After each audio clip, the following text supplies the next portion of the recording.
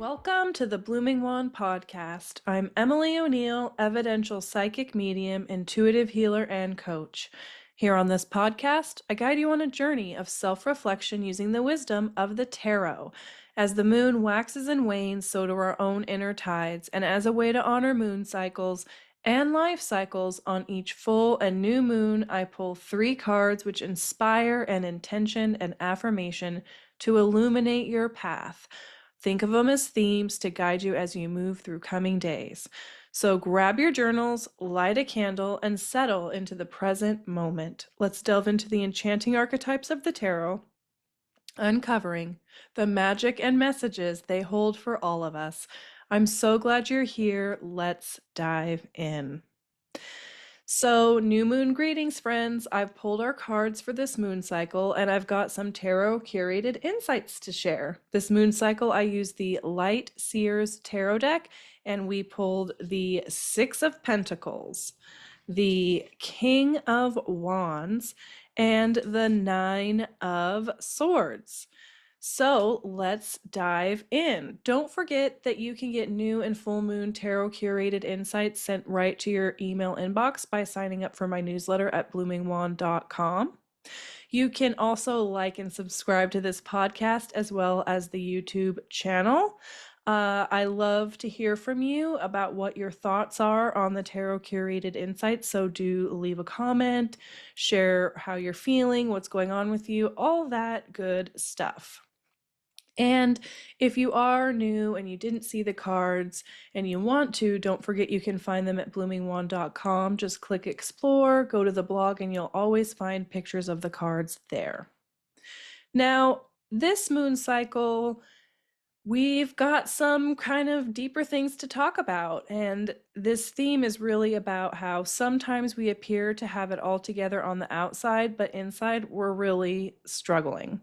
And I noticed that when this happens to me, I don't sleep well, and I often have dreams where I feel completely out of control or riddled with stress and anxiety. And I think a lot of us feel like we've got to keep it together for others because we're afraid what might happen if we fall apart or share our inner struggles. I know that if I'm having anxiety, I'll have this dream where I'm back at school, like junior high or high school, and I need to get into my locker to get my homework, and I can't get into my locker, and then I'm like panicking because I can't get my stuff. And then there's this part of me that's like, you finished school. You don't need to worry about that. And I have that dream. And when I have it, I know I'm like, I need to check in because I'm starting to have anxiety. And this idea of like, I don't know, keeping it together on the outside when inside we might be feeling stressed or worried is really common. I know, again, for myself, that sometimes I don't share everything with people because I feel like I'll be a burden to them or just a constant Debbie Downer or something. But I know that that's not true, but it is definitely how I feel. And sometimes I'll act like I'm okay when I'm really not. And I'm wondering how many of you can relate to that. So here's our intention for this moon cycle. It's to cultivate a balance between giving and receiving and to address inner anxieties with compassion and understanding through dream journaling. And I can't wait to dive into dream journaling with you in a few minutes. Here's your affirmation. I am strong and capable. I honor my feelings and approach them with compassion. I deserve peace and self-care. And you sure do. Now, the Six of Pentacles, when I look at this card, you see 2 hands, one from above and one from below. And they're these circles or pentacles kind of flowing from one hand to another. And there's also a faint symbol of the infinity sign in the background, or it's kind of both in the foreground and the background. So you get this sense of giving and receiving, an exchange of energy, right? And when I look at the King of Wands, particularly in this Light Seers tarot deck, it's a very confident masculine figure who's got his wand. It has a little crown on the top of it. There is a lion in the background, and I mean, lion to me always means confidence, right? This bold energy. And I'd be curious to know, kind of what you see when you look at this card, but I mean, it screams to me I'm capable of doing the things that I want to do. When I look at the Nine of Swords, I see something very different. It's not confident. I see somebody on their knees crying. There's a pillow next to them, and there are the faint lines of a bed in the background. So you get this sense of disturbed sleep, sleepless nights, being riddled with anxiety. There are crows floating above at the top of the card, which to me indicates maybe racing thoughts or things, kind of pecking at you from what feels like from the outside. Now, the Six of Pentacles suggests a balance of give and take, reminding us to be generous, not just with others, but with ourselves. And the King of Wands embodies outward confidence and leadership, yet this strong exterior might be hiding inner turmoil, as seen with the Nine of Swords, which this card points to anxiety and worry, as I've said before, often manifesting in disturbed sleep and very vivid dreams. Now, for those who are hypervigilant, which is basically you're always on alert and sensitive to the potential of threat, so worries, you're worried about stuff and anticipating that said things that you're worried about may happen, and then you prepare for them. So this spread highlights the struggle of maintaining an outward appearance of control while grappling with inner anxiety. And this really came to me when I compared the King of Wands and the Nine of Swords together. I mean, you can really see they contrast each other quite a bit when you look at these cards. So this new moon will become an opportunity for us to address these worried parts of ourselves with compassion instead of just pushing through. So we want to take time to understand and soothe our anxieties, creating a more harmonious balance between your external confidence and your internal peace. So you can think of this Six of Pentacles energy being with us this moon cycle to help us find that balance of internal peace and external confidence. Now, the message of these cards is clear. It's vital to not only acknowledge, but also nurture the anxious parts of yourself. And this journey involves recognizing the strength in vulnerability, that there is strength in vulnerability. And the power of self-care is really in how we can achieve balance. So taking care of ourselves in the ways that only we can.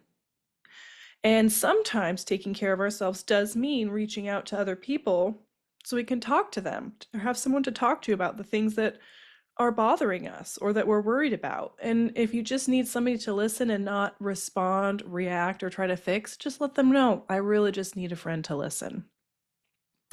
Now, together, these cards may suggest a journey where there's a balancing of generosity with leadership responsibility. So whenever I see the King of Wands, I do tend to think of a leader. And with the Six of Pentacles, it could imply that you want to be a generous leader, but you're also facing and overcoming personal anxieties. So those of us who've held leadership positions or feel that we are leaders in certain circles or areas of our lives, I think we can understand that we want to be giving to our communities and to the people that we're working with, but sometimes it's hard because we're having a hard time. And so I wanted to kind of throw that idea into this moon cycles theme as well. And I kind of see this as a prompt to act with confidence and to share your resources wisely, but not let your fears hold you back. So just there's another little way we can look at this these tarot cards together. Let's dive into each archetype and break them down, and then we'll move more towards dream journaling and thinking about dreams. So with the Six of Pentacles, this card often signifies generosity, giving, and receiving. It suggests a balance of give and take in your life. You might be able to share your resources, or you might find yourself on the receiving end of somebody's generosity. And it's a reminder of the importance of charity and kindness. And the King of Wands is a card that represents a charismatic and dynamic leader. It signifies vision, boldness, and taking charge with passion and confidence. It encourages us to harness our inner fire and take decisive action towards our goals. Now, the Nine of Swords. This card commonly reflects anxiety, worry, and sleepless nights. It can indicate mental anguish and the weight of personal fears. It's a call to confront and address your worries instead of letting them consume you. One way you might do this is by, like I said, starting a dream journal because this really is the card of disturbed sleep. So, paying attention to our dreams can be a powerful tool for self care and exploration. Dreams can help us understand the fears and anxieties that lurk in our subconscious and impact our waking life in profound ways. By journaling our dreams, we can gain insights into our subconscious mind, uncover hidden emotions, and identify patterns that may be influencing our waking life.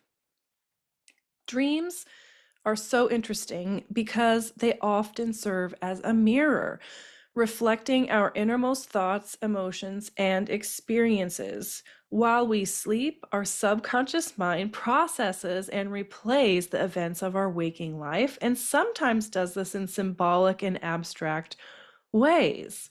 Now, reflecting on our dreams can reveal our hidden fears, desires, and unresolved conflicts, offering insights into our true emotional state, which is really the crux of this moon cycles theme. Is like, I look okay on the outside, or maybe when I'm going through my day I feel fine, but then I go to sleep and I'm having all these anxious dreams or my sleep is disturbed. So that's kind of the key, right? So by examining our dreams, we can understand the underlying issues that are affecting us in our daily lives and then gain clarity and awareness that could elude us when we are awake. So back to what I said a couple of minutes ago, I know that when I start having anxiety dreams, but like I feel fine during the day, it's like, what's that about? If I'm fine during the day, but at night I'm having all of these anxious dreams, then maybe I do have some anxieties that need some attention. So it's just, I just think that that's really interesting. It's like I think that that's probably the number one way I realize that I'm having anxiety now that I'm talking to you guys and reflecting on that. And I do think that dreams act as a bridge between our conscious and unconscious minds, and it helps us to get, I don't know, more self awareness and personal growth when we pay closer attention to them. And I did a little bit of digging around, and studies have shown that dream journaling can help reduce stress, improve mood, and enhance creativity. And I want to know, have you ever thought of keeping a dream journal? And if you did, how'd it go? Do share. I'd love to hear from you. I've talked to some people about dream journaling, and some people are like, oh my gosh, I don't want to write any of my dreams down because I'm afraid that someone will come and read my journal and there'll be all this weird stuff in it. And I'm like, yeah, me too. I have some really weird dreams. And when I write them down and I kind of laugh, sometimes I'm like, gosh, if somebody ever saw this, they'd think I was out of my mind. But um, I don't know, my fear of somebody reading it does not exceed my desire to understand myself. And so I just have gotten over that worry. But I understand people that are still kind of struggling with it. Dream journaling, it's something I do sometimes. There is some consistency there, but I wouldn't say that I'm great about documenting every dream that I have. But when they're particularly intense, I will say that I'm pretty good about being like, I better go write that down. So let's talk about dream journaling and how we can go about doing it. And I'll give you a little outline of the way that I've been doing it. And we'll see how it goes for you if you want to try it.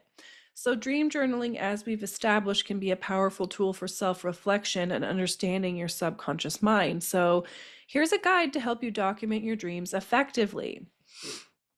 The first thing you kind of want to do is keep your journal really close so that when you wake up, if you really want to write something down, you can. You can keep your dream journal and a pen by your bedside, and this way you can quickly jot down your dreams as soon as you wake up. Some people like to use voice memos on their phone to immediately just hit on the voice memo talk about what their dream was so they can return to it and journal with it at a later time. I think that's a great idea. You can also just hit the video recording and record yourself talking about your dream using your photo or video app, and then return to it and journal it at a later time. But I do feel like documenting it as quickly as possible is super duper helpful, because I'm sure you've experienced this. You dream and it's really vivid right when you wake up, and then you forget it. There's been so many like pretty cool dreams that I didn't jot down, and then went to go do it at a later time, and I'm like, I forgot my dream. So they do slip away pretty quickly after we wake, much of the time, not all the time, but much of the time. So the second thing I want to say is start each entry by noting the date, because this can be really helpful down the line. It helps you track your dreams over time and notice patterns if you document the date. So if you're using your phone to create a video, I'm wondering if it will automatically give you a date and time on that, which would be great. Super easy, right? But do make sure you note the date and the time, and capture, like I said earlier, this sort of this other third thing I want to mention, step 3, I guess, is capture your dream immediately. So upon waking, try to recall your dream and write down everything you remember. Include as many details as possible, even if they seem insignificant. I like to describe the scenes, the people, the objects, the events, and how the dream made me feel.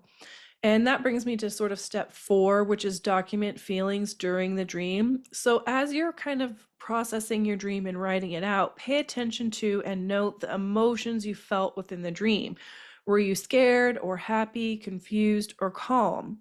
And again, you want to note all of your sensations. So if you experienced any physical sensations in the dream, like feeling warm, heavy, or light, document those as well.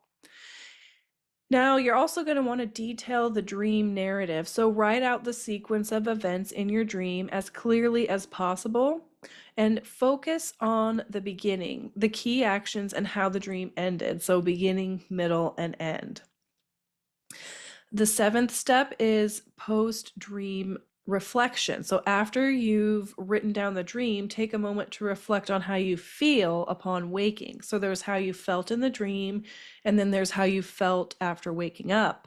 Are you feeling anxious, relieved, or puzzled? Note these emotions in your journal, because it's my personal opinion that how we feel in the dream, and then how we feel when we wake up from the dream, are really the keys to the meaning of the dream.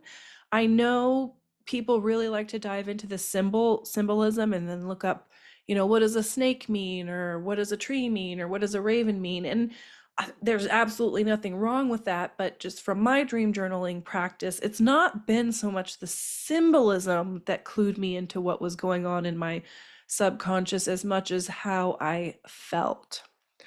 But step 8 is identifying symbols and themes. So identify any reoccurring symbols, themes, or motifs in the dream, and write about why they might be significant to you. Another thing to think about is personal associations. Consider what aspects of your waking life might be connected to the dream. Are there any recent events, thoughts, or stresses that could have influenced this dream? And here's the thing that I think probably helped me the most was title your dream. Give your dream a title or a few keywords that capture its essence. And this can make it easier to refer to that specific dream later. Also, if you find yourself titling dreams similarly, it can help you identify a pattern. And that's sort of the final step, is analyzing patterns. So over time, read through your dream journal entries and look for patterns or reoccurring themes, because this can provide deeper insights into your subconscious mind and your emotional state. So you're going to do these steps. You're going to wake up, grab your dream journal, write the date and time down. You're going to give your dream description, what's going to document your feelings during the dream, your sensations during the dream. You're going to consider symbols and themes. You're going to do your post-dream reflection, so how you feel after waking up from the dream. if there are any personal associations with any of the themes, symbols, or feelings, like how is your waking life influencing this? And then giving your dream a title. And to be honest with you, when you wake up first thing in the morning, are you going to think about all of this stuff? Probably not. If you can just at minimum grab your journal, put the date down, and start documenting the dream, that's good enough. You can go back to these other steps at a later time, but the first thing is really just get the dream down and get in a practice of doing that, and then you can go back and do some of these other things. Now, I will say that by consistently following this process, you'll develop a richer understanding of your dreams and how they relate to your everyday life. It just happens naturally. This is why I know when I have a locker dream that I'm back in school and can't get into my locker, that anxiety is starting to brew within me, usually around performance, doing things in a timely fashion, having control, things like that. So I've learned that what that dream is indicating about what's going on within in me. And there are other dreams other than the locker dream that I know are going to signal some certain things that are going on with me that I need to tend to. Now, I wanted to, I was thinking about dreams and how different cultures have thought about dreams. And so I did a little digging. And dreams have fascinated humans forever. And various cultures and traditions have developed a diverse belief system around their purpose. So everybody believes that dreams are important for the most part, although I'm going to talk about a few schools of thought that don't think of them that way. But one of the things I wanted to talk about were in ancient civilizations like Egypt. So ancient Egyptians viewed dreams as messages from the gods and a means to access divine wisdom. And they practiced dream interpretation and had dedicated priests that were deciphering dreams. And I thought that that was pretty cool. Now, from a Greek and Roman perspective, and we're talking about ancient Greek and Rome here, dreams were seen as prophecies and omens. Figures like Aristotle and Hippocrates viewed dreams as reflections of the dreamer's physical and mental state. So even way back during the ancient Egyptian, the ancient Greek and Roman times, dreams were something that people were pondering and thinking about. Now, the other thing that I thought about was in religious and spiritual perspectives. And immediately I thought about, I'm not super familiar with everything in the Bible, but I do remember being a kid and we had a book of, I think it was children's Bible stories. And I thought, like, I remember hearing about somebody having dreams. And so, in terms of Christianity, dreams are sometimes seen as a divine revelations or messages from God.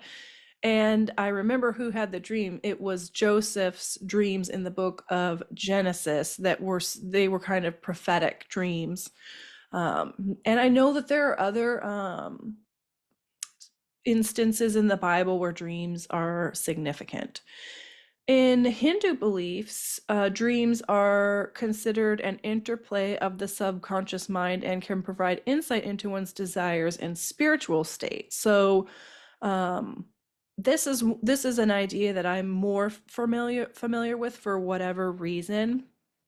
I'd be curious to know which ones are familiar to you. And then in Islam, dreams are believed to be messages from Allah, while others might be influenced by personal thoughts or even from external spiritual entities. So this is one that I'm less familiar with, but I just wanted to kind of point out that there are sort of these beliefs from ancient civilizations, but also these religious and spiritual perspectives. And then we kind of come into the psychological theories, which Sigmund Freud viewed dreams as a window to the unconscious mind, which is basically what I've been talking about on this podcast, revealing hidden desires, anxieties, and unresolved conflicts. Carl Jung believed that dreams were a means of communication from the collective unconscious, containing archetypes and symbols that provide insights into the individual's psyche. And this idea of the collective unconscious is really interesting to me, that we're all tapped into this collective consciousness or unconscious where there are themes. And I think there's something to that. There are other contemporary views in modern psychology that see dreams as a way for the brain to process emotions, experiences, and memories, aiding in problem solving and emotional regulation.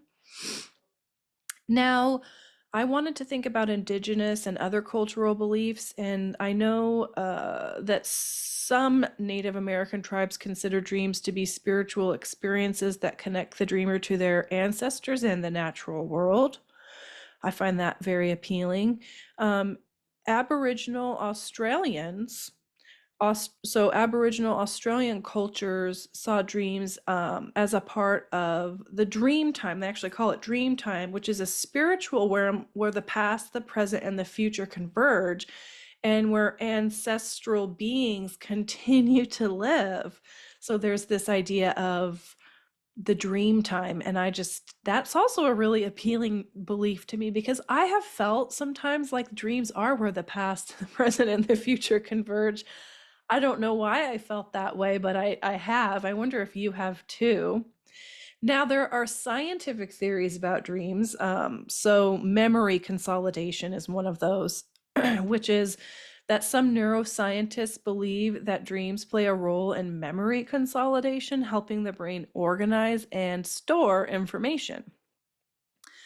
Another scientific theory is emotional regulation. So, other scientists have theorized that dreams help process and regulate emotions, contributing to mental health and well being. Cognitive problem solving is another scientific theory, which is one that suggests dreams aid in cognitive functions like problem solving by allowing the brain to work through challenges in a creative way. And I find this very interesting. And then I started, I was digging around thinking about all these ideas, scientific theories on dreams. And I thought, I remember learning about this in a psychology class that I took while I was in college. And I remembered like 4 or 5 dream theories that they taught us. And so I did a little Google search, and it's true, there really are 5 prominent dream theories, which is the wish fulfillment theory, which is associated with Freud, which says that dreams represent unconscious desires and repressed wishes while acting as a form of wish fulfillment. And I mean, I think that he explores this in his book, The Interpretation of Dreams. And as soon as I heard this about dreams being wish fulfillment, I was like, well, all my anxiety dreams don't feel very wish fulfillment to me, like fulfilling of any kind of wish to me at all. And I've had dreams where like bad things happen to me. And so I'm like, I don't know about this wish fulfillment thing. I mean, um, it seems too one-dimensional to me, but if you're interested in this theory, I would say go read a book about it and see what you think. There's also the activation synthesis theory, which is that dreams are the brain's attempt to make sense of random neural activity during REM sleep, resulting in seemingly illogical dream content. And this was proposed by Harvard psychiatrist J. Allen Hobson and Robert McCarley in the 70s. I think it was around 1977. I don't know. I mean, I don't really feel like my dreams are totally illogical, but that's a good idea and definitely one that I would, take into consideration. Now, there's another theory called the information processing theory, which is that dreams function to process and consolidate memories from the day, helping with memory retention. And this was developed by various cognitive psychologists with significant contributions from researchers like Donald Hebb in the 1940s and 50s. So you can see that some of these ideas, they're old and maybe they don't ring so true anymore, but I would imagine that studying dreams or trying to find a scientific way to understand them would be really hard. I mean, I don't know how people would do that. I guess you'd have to be smarter than me to be able to figure that out. There's also the physiological function theory, which is that dreaming serves to maintain neural pathways and keep the brain active during sleep. And I guess this emerged from neuroscience research with contributions from multiple researchers studying the brain function during sleep. So there's a theory for you there too. And then the last one that I remember hearing about when I was in school way back in the day was the threat simulation theory, which is that dreams act as a practice ground for dealing with potential threats, allowing the brain to simulate dangerous scenarios. And I believe that this was developed by Finnish cognitive neuroscientists Antti Revonsuo, Revonsuo, in the late 1900s, and specifically proposed in a 2000 paper, year 2000 paper on evolutionary psychology. So very interesting stuff. And I feel like each theory represents a different perspective on the purpose and mechanisms of dreaming. And it reflects the evolving scientific understanding of brain function, memory, and psychological processes. So I feel like all of these beliefs, from ancient civilization down to psychological perspectives, highlight the multifaceted nature of dreams and their perceived purposes, reflecting cultural, religious, psychological, and scientific perspectives, right? There's so many ways to think about dreams. And I think it's fun to begin to have a practice within our own self-care and spiritual practices to take care of our dreams, to tend our dreams, to pay attention to them, to write them down. And I'd be curious which of the perspectives that I've just outlined resonate with your own beliefs and experiences. But at minimum, really, this moon cycle is all about understanding that sometimes we act like we're fine, and we do maybe seem fine in our waking life, but we go to sleep and then all of a sudden we're having these weird, crazy, stressful dreams, and we're thinking like, why is that? And my proposal to you is to begin to bring balance to like waking life and dreaming life. If there's a contrast between the two, that maybe dream journaling would be a beneficial practice. And I feel like it's been beneficial to me. And I think that just especially this idea from Aboriginal Australians that talks about the dream time, which is this sacred spiritual space where all things can meet and be seen and interact, is extremely fascinating to me. And like I said, let me know which ones are fascinating to you, because I think this is just a fun and interesting topic. And you can always obviously leave comments on my YouTube channel. If you want to share your insights and you're not getting the newsletter, because if you are, you can just respond to the newsletter and let me know how it's going. You can share your thoughts to me at emily@bloomingwand.com, or you can go to bloomingwand.com, click explore, go to the podcast page, and I have a form you can fill out to share like what your thoughts and feedback are about some of the topics that we cover. And I really do invite you to share. I love to hear from all of you, and I want this to be an engaging and fun experience to explore these tarot curated insights together. It never ceases to amaze me that every full and new moon I pull 3 cards and I'm able to come up with a theme that really helps me learn and grow. It just from looking at some tarot archetypes. So it's just a reminder that tarot is a spiritual practice if you want it to be, and it doesn't have to be all about fate and fortune telling. But if that's how you like to use it, great, that's fine too. But let's loop back one more time to our intention and affirmation for this new moon. Here's our intention: to cultivate a balance between giving and receiving, and to address inner anxieties with compassion and understanding through dream journaling. Here's your affirmation: I am strong and capable. I honor my feelings and approach them with compassion. I deserve peace and self-care. So get those journals out, take good care of yourselves, and I'll see you on the full moon.